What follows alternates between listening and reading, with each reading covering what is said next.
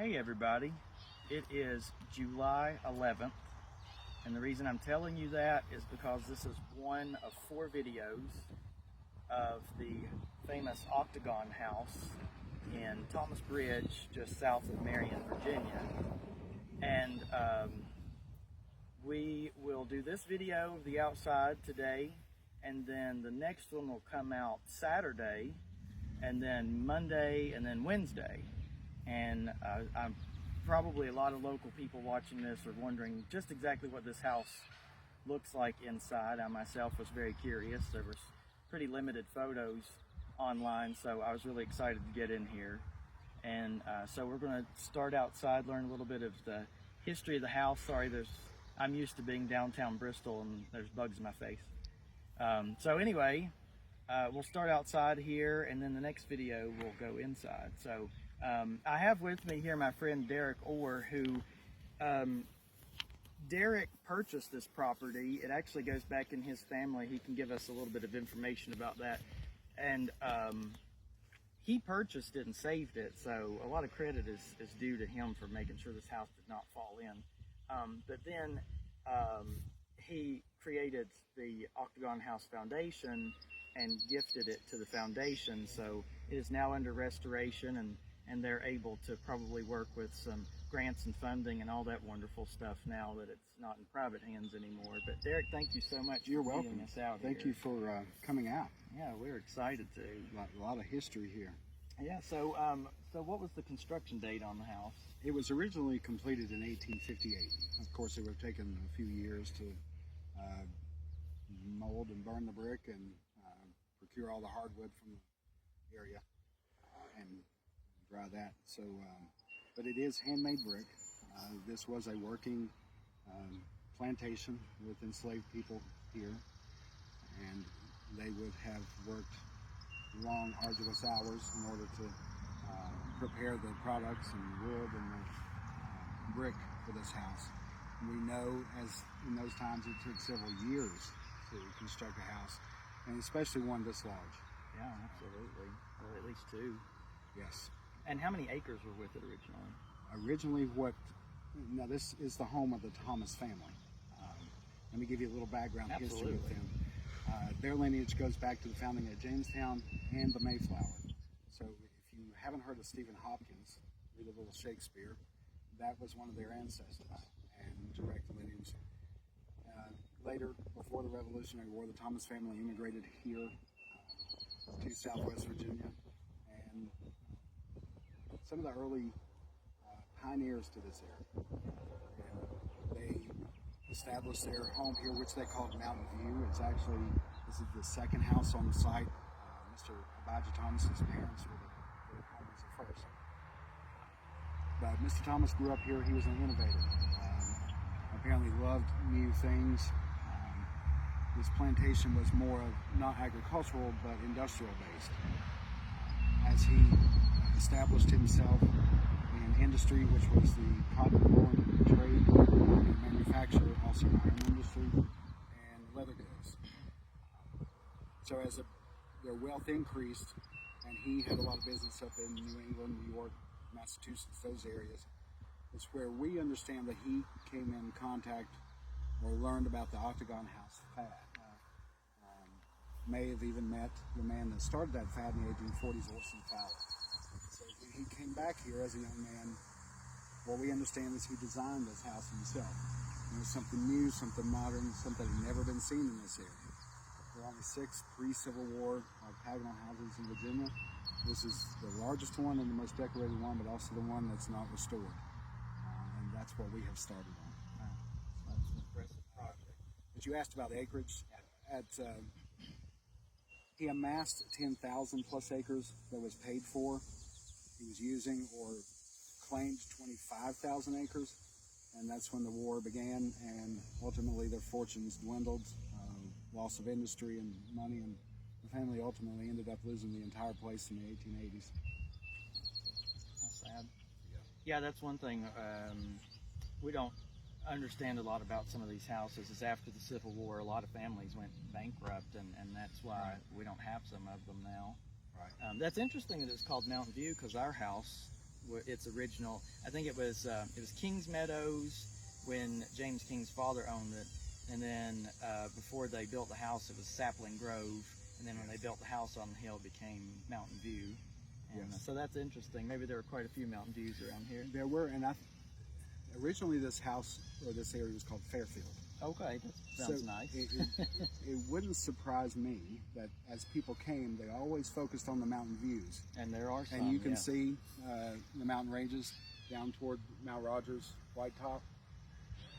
So it fits. Yeah, it fits. Well, let's take a look around outside here and learn a little bit more of the history and construction. So you all been doing a ton of work here. Outside, it's very obvious, and replicating some missing features. So we'll take a look at the brackets up at the roof in a few minutes, but did you actually have one of those brackets remaining? We did not, and those were recreated from old photos from the 1920s. It was just the start of the Victorian period. The Italianate building fad had come into effect, so this house really has a lot of elements from different architectural styles, from Greek Revival to the Italianate, of course to the Octagon and the early Victorian. So when we see that corbel in a moment, that was only on the 8 corners. So it gave a little decoration, but it wasn't highly decorated. So it's just enough to be a little different. Yeah. Those are being reproduced and they will be placed back. The cornice, most of that is original, some touch-ups here and there. So this wood has been there since the construction of the house, 160 plus years. But the boards and wood are so large, they had to have come from trees that were 100 or 200 years old at the time. So to have that around, that'd be almost 40 years. And so, the house and plates you were talking about earlier, and a lot of that wood was cypress, probably from Okie Swamp. Was any of that, do you know that it was brought in, or do you think it was regional? What we understand, it was from the plantation itself. Wow, that's really cool. Homegrown house. Homegrown house. The only thing that he probably had shipped in, we know of, the nails in the house, they were early machine-made nails. So not only was that expensive, but they did not have them here, so they would have been shipped in. Glass for the windows. The lath under the plaster, all the wood at his sawmills in the town down below the house, Holston Mills, that's where it would have been sawn and brought here to the house. Now the bricks were made here on site, just to the right of the house. Oh wow, cool. It's interesting, the corner brick, because you have the angle, that would have allowed for weather, rain, whatever, to get into those corners. We understand that he developed this brick design to cover that, and it looks like an old coffin. What you see on the outside is what you see on the inside, and the brick looks like an old coffin. Wow. Not only took care of the weather issue with the corners, but it gave strength. That's really cool. Yeah, that's interesting. And glass, a lot of times they imported glass in this area from England. You know where it came from? We don't know where it came from yet. Of course, the research is still taking place on a lot of things. Again, the family itself and the building of the house, it was documented, but there's still a lot of unknowns that we're trying to find. Always. One more thing before we go around. So I noticed the corners aren't finished. They're painted, everything's painted white. Are they not finishing it because that bracket or corbel will go over there? Where the corbel will go, yeah. Maybe they'll stick some spray foam in. They'll do something. Keep the bats out. But I wanted to tell you, if you can see the chimneys, yes. Those have been restored. Yes. The brick that we are using came from a local house. The McClellan family donated that house after it couldn't be restored. So we are using local handmade brick. It just has a little different patina to it, and of course that's just part of the story. That's great. Do you think the outside molding from the photos, did it have like a Greek key pattern in the corners? It wasn't a Greek key. It was just a standard block. Wow, interesting. Yes. So very understated, elegant, but very calm. Yes. Yes. Now, I'm noticing the front door area. Of course, you only have that one piece. You may have more inside. Are you going to have to completely reconstruct that with new wood? No, we're going to save everything that we can. That's really neat. And leave in place or reuse. Yeah. Now that we're under the National Park Service guidelines for restoration, we want it to be exactly the way it was in 1858. And if it's not here, we're going to recreate it and reproduce it. Of course, that's, again, part of the story to tell what had to be fixed, what had to be replaced, what had to be reproduced. And that's part of the fun of it. Yeah. Really. I always get a little confused when people completely take all the old out and replicate it brand new. Well, it looks like it did when it was built, but you know, there's an energy there. Yes. There are those things should remain in place if possible. The authenticity of it means more than anything. Yeah, when our front doors were rebuilt, he took the glass out of the original ones and all the panels, doorknob, and all he did was build a new frame for them. And we were so happy with that. Of course, they were a little wet too, so he had to dry the panels out for a while, and they cracked, but you know, they were not perfect, but what is? That's right. And our old house is never going to be perfect. No. And you said you transplanted these boxwoods from an old historic home close by. That was the Atkins home in the town of Marion that was sold and dismantled. Now, part of our plan is to restore the gardens that we know of. So close to the Civil War, the gardens weren't really developed into what we see in something like Charleston or Richmond even.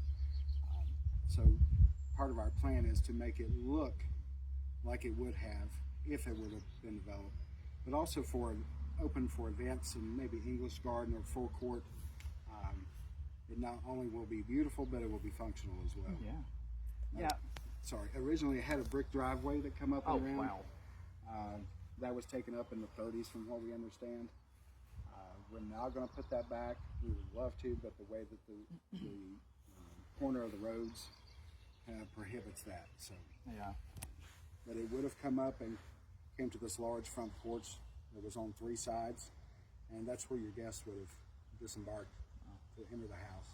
Yeah, I would say that this garden, you know, today we see landscaping shows and it's just over the top, and it probably wouldn't have been anything like that, but it would have been special to these people because these would have been expensive plants, and even though it might not have been what we expect today, they would have been very proud of that. Yes. We do know that there were imported English roses. Okay. But there again, this was an English family with that ancestry back in England. So we do know that they imported some things. Well, since maybe they utilized some of their family members and got cheap shipping. Could have. So you were telling us about some fingerprints here that a friend of yours saw, and I've lost them now. They're hard to find unless you know what you're looking for. 3 little fingerprints. That tells more than the house itself. And what that would have been an enslaved child working in brick, turning that brick when it was still wet, that their fingers forever became part of that brick. Yeah. And what we want to tell is not just the Thomas family's story, but everyone who lived here. This was more than just the Thomas family home. This was the home for so many people that were enslaved. Absolutely. So we're not going to be a house museum. We're going to be a cultural center. And part of that is working to help in relations and social inclusivity. No one will ever be able to fix everything in the past, but you look at it as what it was, and that's where you start. Yeah. So we hope that visitors, once we're up and going, will come in with one idea, but leave with something else to go out and help teach, help others learn. Yeah. Talk about these things. If you don't talk about them, it never changes. Keep an open mind. Yes. Yeah, and we may never know that child's name, but there's forever. That may be the only thing left of that person. So we want to honor that person and everyone who lived here. Absolutely. Let's jump around to this wall or lack of wall.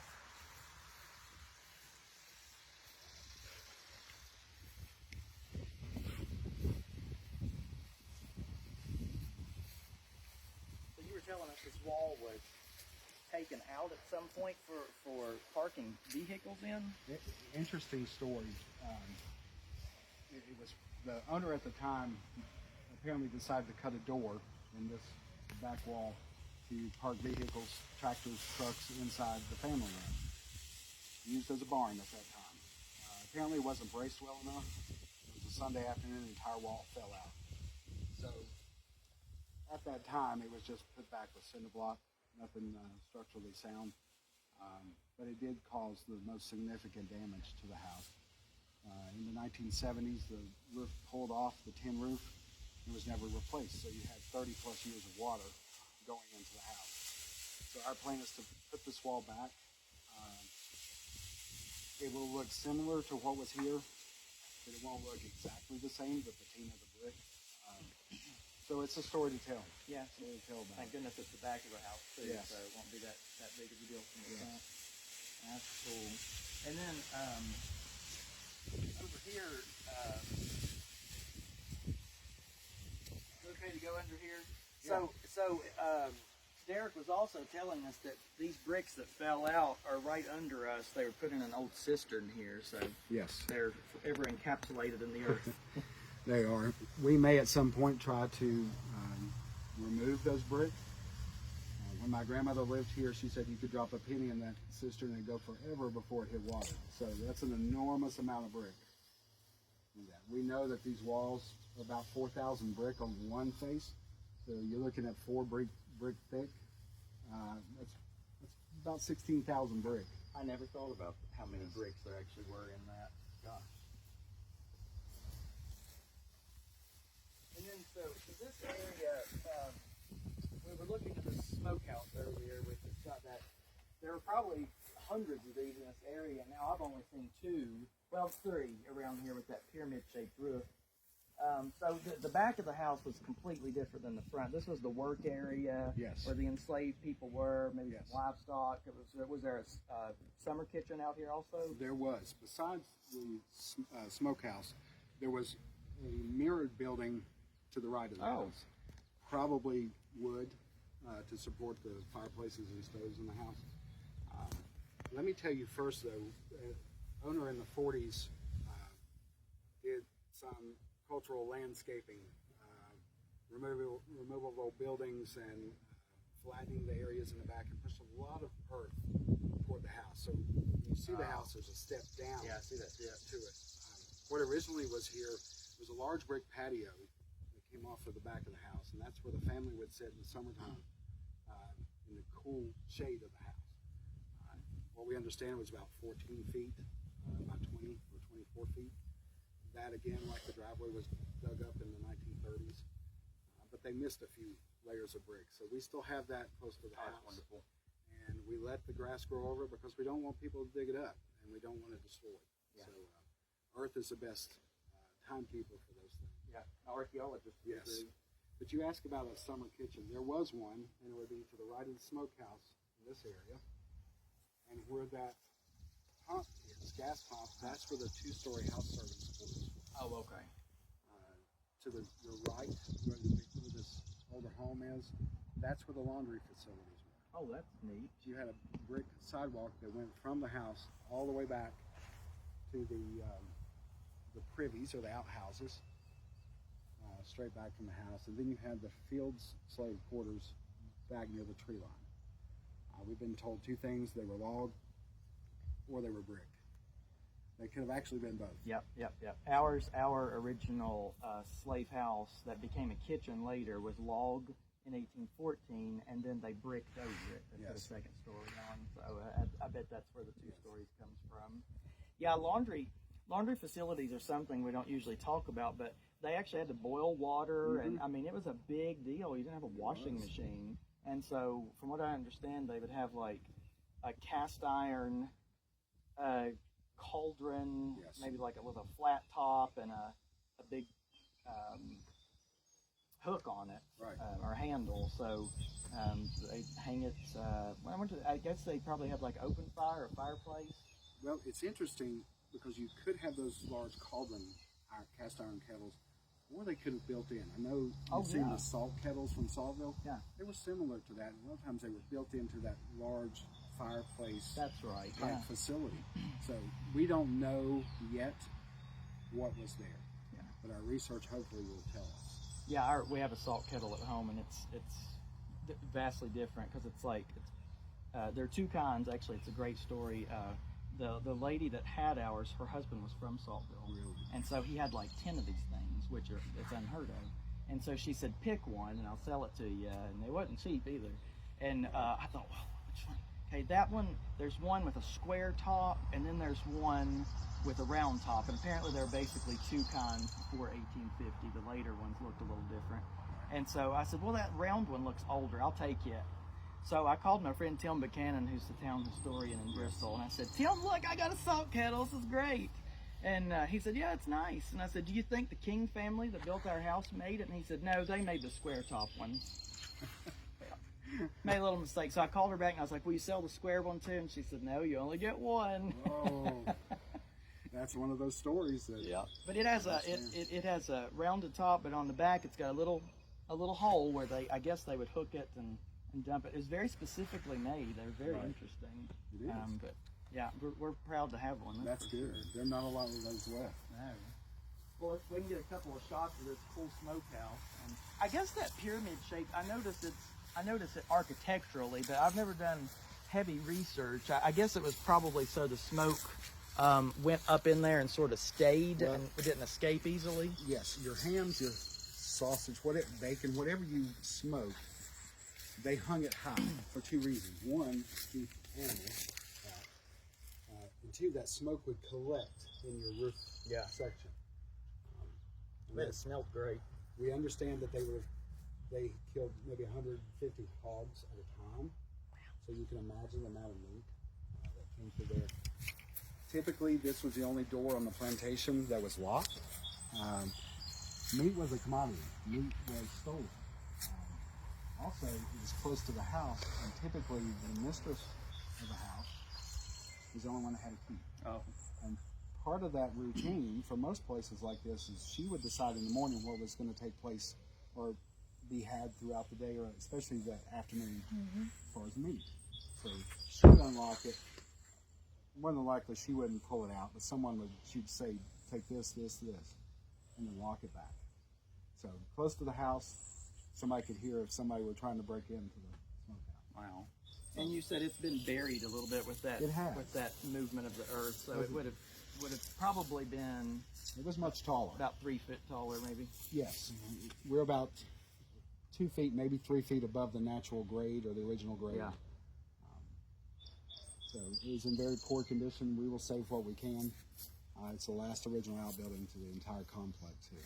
They really took the weather. Our friend Tim Crawford, he has one built the same way, but his is brick and his like leans like this. Yes. You know, it's like the smokehouse. I guess they weren't meant to last, hundreds of years. Right. Let's walk around. Is there any more, before we get to the front door, is there any more interesting information that you can tell us? I think really one thing that people don't think a lot about nowadays, as they did then, we have heating and cooling, HVAC systems, those type things. Back then, they didn't even have electric fans. It just wasn't time for it yet. So ventilation in a home meant a lot. And this house, with its eight sides, it catches a breeze any direction. It also catches sunlight any direction. So in order to control that, you would open the windows, you would open the doors, you would close your curtains, those type things. So it really was a lot of work trying to keep your house heated or cool. This house, 4 chimneys, 6 fireplaces, and 10 stoves, when most people could only, at the most, afford 1 stove. Yeah. So, And in 1858 too, most of the houses in this area I've seen all had fireplaces. Like in 1858, to have a stove was actually pretty high end. I mean, Yes. that was pretty fancy stuff in this area particularly. it was. We've always been behind like 20 years. Well, and that's interesting you brought that up, because that's what he was trying to do in that time, was to bring Southwest Virginia forward from most of the South. Yeah. You know, again, it was industrial based and not agricultural based. So they call him the foremost industrialist of Smith County, but actually within the region, he had quite a few different types of industries and kind of put this area on the map for the time. Of course, the war really stopped that. The Holston Woolen Mills was one of the largest manufacturers per employees in the state of Virginia at the Civil War. That was 150 people just down the road, and that entire complex is gone. Imagine what it could have been if the war hadn't started. So he was actually, of course, he used enslaved labor, but he also employed people. Oh, yes. That's very interesting. Yeah. Before we move on, I want to show you the corbel. Oh, yeah, there they are. Look at that. Or the bracket that has been restored on this particular corner. This is the northeast corner. There was one on each corner of the cornice. And what you're seeing there is the first time in 100 years that that view has taken place. That is a beauty. Yes. It's simple but elegant. And you've left some room at the top for a gutter. Yes. They, of course, did not have the guttering systems at the time, but we will definitely use them now. And we wanted to incorporate that so that it looked natural, original. Yeah, save your foundation. Yes. We'll head around to the front of the house and step in. And these are more of those bricks from the other house that you're using. It is. This is what yards of people that are restoring houses look like. It takes a while for it to be perfect. It does. So if anyone wants to come and help working brick, they're welcome. You might find a fingerprint. You might.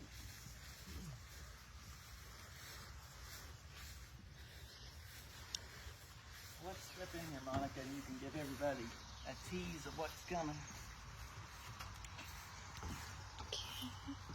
So we're going to go inside, and like I said, we'll put up a new video Saturday. Hopefully it's video 2 and not 3. Facebook gives me a real problem when I try to upload videos that are over 10 minutes. So hopefully the next one is number 2 on Saturday sometime. So I will see you all then.